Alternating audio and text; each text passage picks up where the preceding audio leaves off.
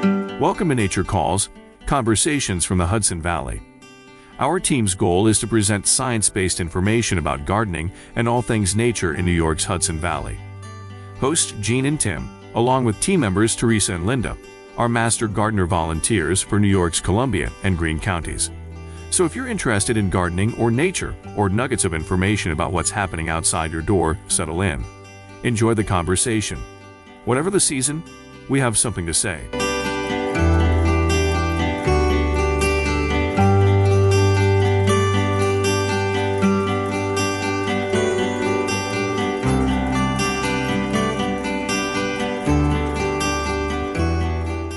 Hey, I'm Tim Kennelty. And I'm Jean Thomas. And welcome to another episode of Nature Calls, Conversations from the Hudson Valley.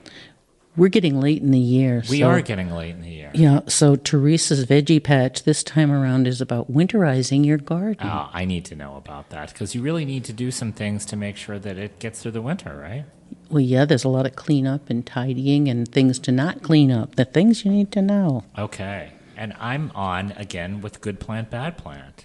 Coneflowers and mugworts? Yeah, oh my. Which is which? Oh, come on. Coneflowers are these wonderful perennial plants that bloom for a long time. They're great pollinator flowers. They're really tough. You've planted coneflowers. How can you not like a plant called mugwort? Oh, it's the worst. It is one of the worst plants because it spreads so rapidly through underground rhizomes, and it's very, very difficult to get rid of. But I'm going to talk about that, how to identify it, and how to try to at least manage it. Is it an artemisia? It's in that family ilk. Oh, yeah. Okay. Yeah, not a good plant. Well, then let's go trekking with Heidi next. Let's get out of here and go trek with Heidi. Yeah. She's going to Overmountain, one of my favorite public conservation areas in the whole county.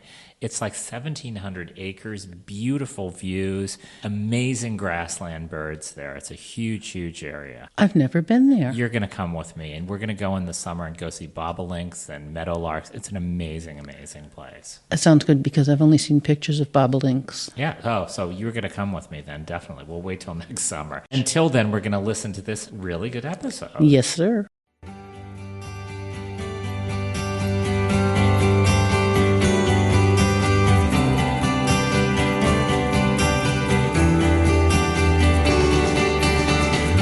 You're listening to Nature Calls, Conversations from the Hudson Valley.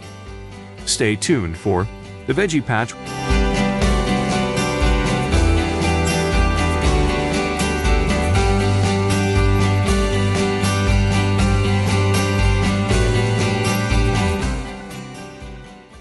It's time once again for the Veggie Patch, a segment on edible gardening. I'm Teresa Golden, Master Gardener Volunteer for Canal Cooperative Extension of Columbia and Greene counties. Today we'll cover how to winterize your vegetable garden. Fall garden cleanup is an important task for the long-term health of your veggie patch. Beds cleaned up now will be ready to plant first thing in the spring, with fewer weeds and overwintering pests. Obviously, the first order of business would be to harvest all your veggies that are above ground. After that, the focus needs to shift to sanitation. Pull up all the dead and unproductive plants. If vegetables are left out all winter, they will rot, potentially attracting unwanted wildlife, and can set seed where you don't want them. Once pulled, sort these plants into two piles. One pile should contain any diseased or insect-infested plants. If not removed, they can shelter overwintering insects. Include all seed-bearing weeds in this pile, too. Dispose of this pile in the trash. Do not compost them. The second pile should contain any plants that can be composted. Cut any bulky items into smaller pieces, about a foot long, to help them rot faster. Mix them in with leaves to provide needed carbon to balance the nitrogen from the green vegetation and to help speed up the decomposition process. Fall is also the time to clean up any overgrown areas and get rid of any lingering piles of brush or other yard waste. Anything left in place over winter can invite unwanted pests or pathogens. Remove any weeds as they may have seeds on them. Many common weed species can produce anywhere between 1,000 to 600,000 seeds per plant. Thus, remove all mature weeds as soon as possible and dispose of them or bury them far away from your garden. Some weeds that emerge in the fall can survive the winter and continue growing in the spring. Controlling them in the fall will lead to less weedy soil in the spring. You can address weeding by applying mulch or straw, hand pulling, or gentle raking of the soil surface. Raking your clean beds moves the soil around, exposing insects that are trying to burrow in for the winter. This can disturb their dormancy and put them in view of hungry birds. By not letting seeds, weeds, and insects remain in the garden soil, you can avoid weed and pest infestations and help to minimize disease problems in the future. But whatever you do, don't put the weeds in your compost pile. Other items on the list of winter prep for vegetable gardens are to remove any tomato cages, stakes, ties, trellises, and allow them to air dry before storing. It can be tempting to wait until spring to take care of your outdoor items, but it's better to put everything away clean and ready for use. So bring anything in that doesn't need to be outside into a clean, dry place, such as a shed or garage, to keep it clean and help it last longer. Vegetables remove a lot of nutrients from the soil because they use a lot to produce a good harvest. Over time, garden soil may become depleted in some nutrients. Fall is a good time to test your soil pH to see if and what type of amendments would be most beneficial. Your local cooperative extension can do this for you for a nominal fee. Depending upon the test results, soil improvement may be needed with the addition of lime, organic matter, or fertilizer. Most amendments are slow-acting, so adding them in the fall will make the soil ready for the spring. Organic matter can really be added any time of the year, but you can prepare your vegetable patch for the spring by adding compost or other organic matter like manure in late fall. The freezing and thawing over winter will help it to be absorbed into the soil. 2 or 3 inches of mulch, chopped leaves, or pine straw can also help to restore soil health. This will protect the soil, retain moisture, and aid in nutrient retention. Before putting the garden to bed for the winter, take the time to make some notes. Think about the variety of vegetables you grew, how much you harvested, what pests you had to deal with, etc. Photos or a sketch of the garden will remind you of successes or defeats and to help you determine how to rotate your crops next year. Also, write down the soil amendments you made. Jotting down these details while they're still fresh in your mind will help you plan your vegetable patch for the following year. It will also remind you to research solutions to problems you may have encountered. Finally, this is a great time to clean and oil your garden tools. Properly cleaning and disinfecting of tools and containers can reduce the spread of plant pathogens that cause diseases. Disinfecting is extra important when working with diseased plants. Start by hosing down tools, empty pots, garden stakes, and other items. Carefully mix a cleaning solution of 80% water and 20% of a household disinfectant in a 5-gallon bucket. This type of household cleaner works effectively, is relatively easy to handle, and does not corrode tools. Soak the steel parts of your garden tools in the cleaning solution for 10 to 30 minutes. This includes shovel blades, rake tongs, and pruning shear blades. Open any pruning shears so that the solution sanitizes both the blade and the hinges.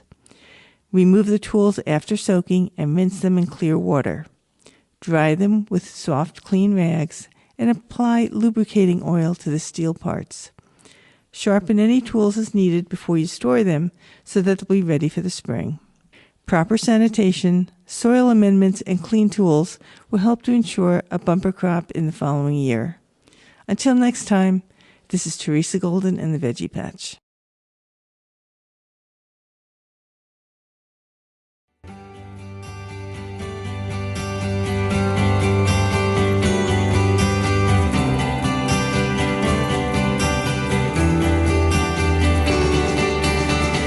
You're listening to Nature Calls, conversations from the Hudson Valley.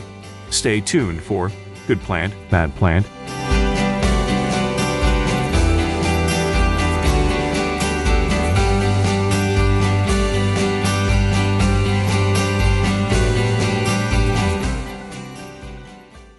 Hi, and welcome to Good Plant, Bad Plant, where we focus on 2 plants per episode, one that's ecologically valuable, and one plant on the other end of the spectrum that's invasive or a noxious weed. Thus, Good Plant, Bad Plant. I'm your host, Tim Kennelty.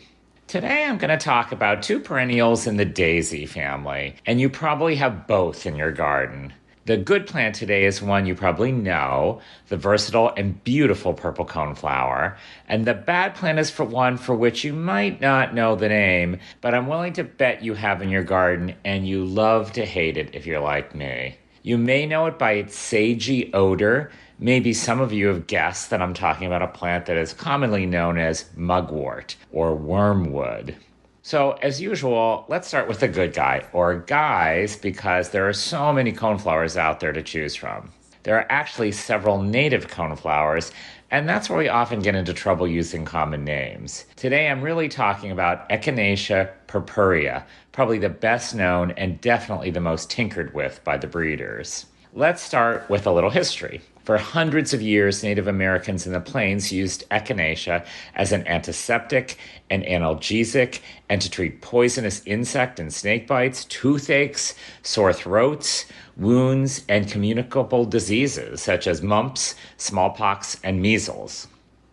In the 1700s, early European settlers began using echinacea root for medicinal purposes when one of the first recorded uses in 1762 was for saddle sores on horses.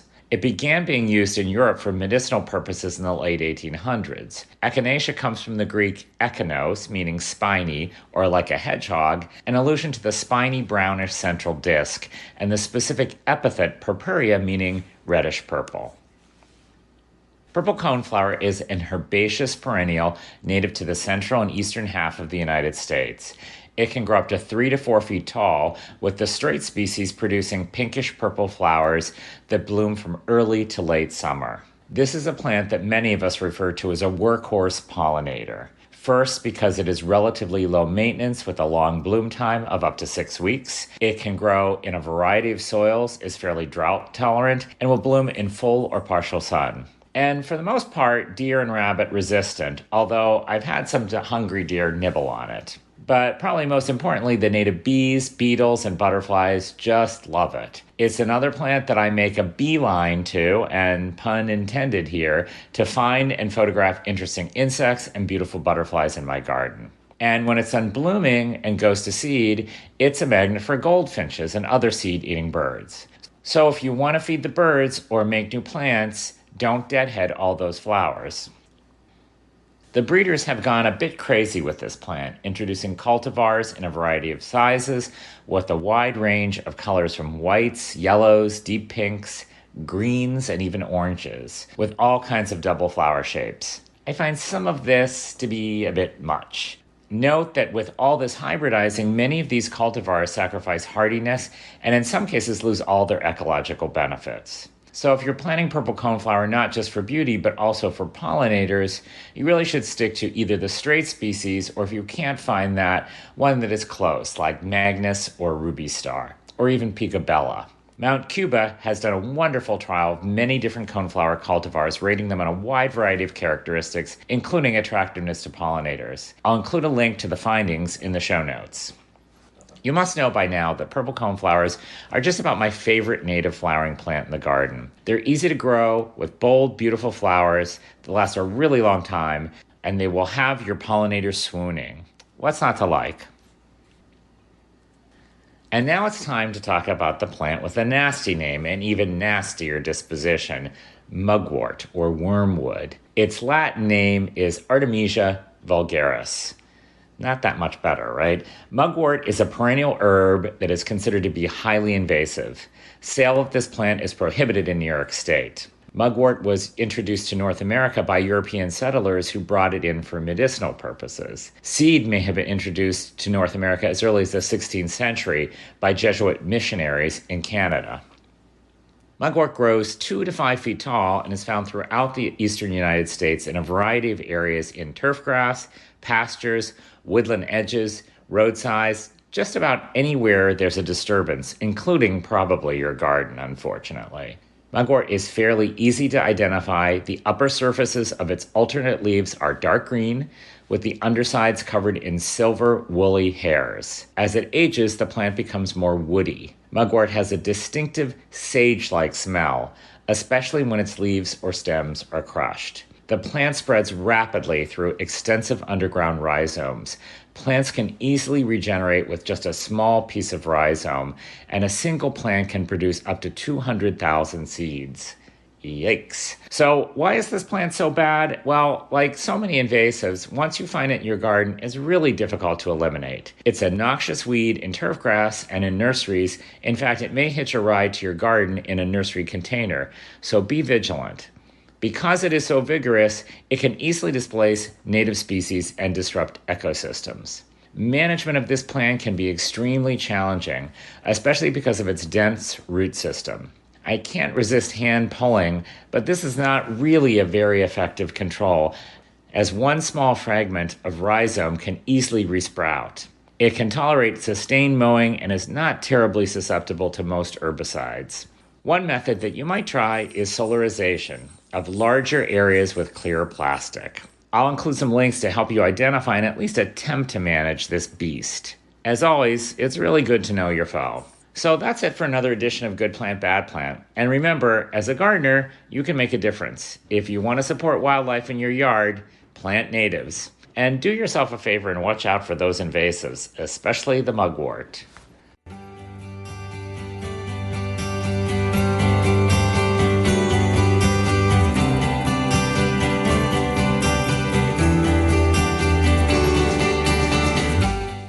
You're listening to Nature Calls, conversations from the Hudson Valley. Stay tuned for Trekking the Trails,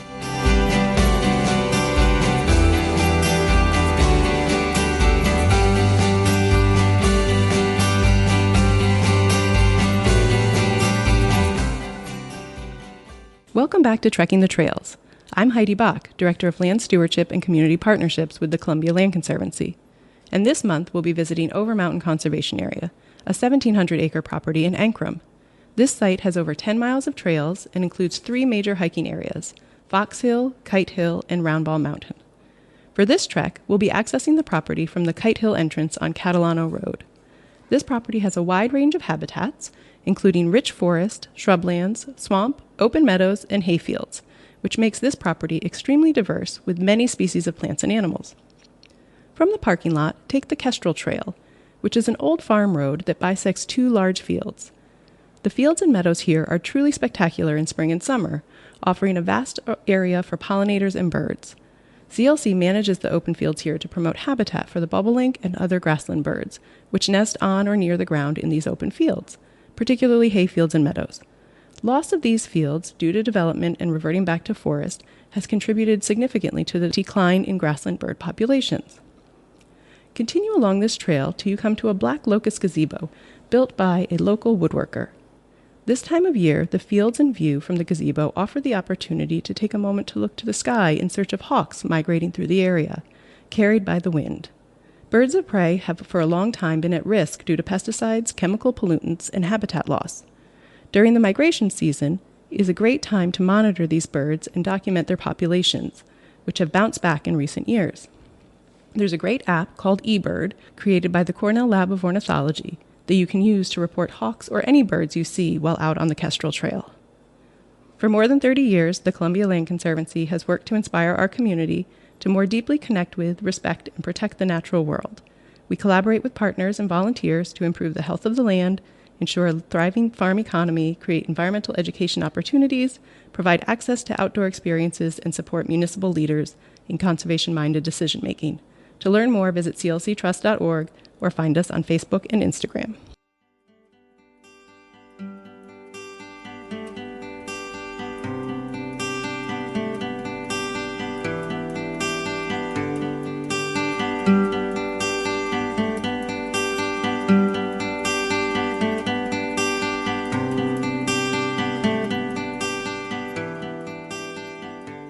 That concludes another episode of Nature Calls, conversations from the Hudson Valley. We would like to thank Sandra Linnell and Devin Connolly from Cornell Cooperative Extension of Columbia and Greene Counties for production support. And a special thank you to our listeners for joining us on this episode of Nature Calls, conversations from the Hudson Valley. You can find links to any of the topics mentioned in this episode at our website at ccecolumbiagreen.org. Comments and suggestions for future topics may be directed to us at columbiagreenmgb@cornell.edu or on the CCE Master Gardener Volunteers of Columbia and Greene Counties Facebook page. For more information about Cornell Cooperative Extension of Columbia and Greene Counties, visit our website at ccecolumbiagreen.org or visit us in Hudson or in Acre. Cornell Cooperative Extension provides equal programming and employment opportunities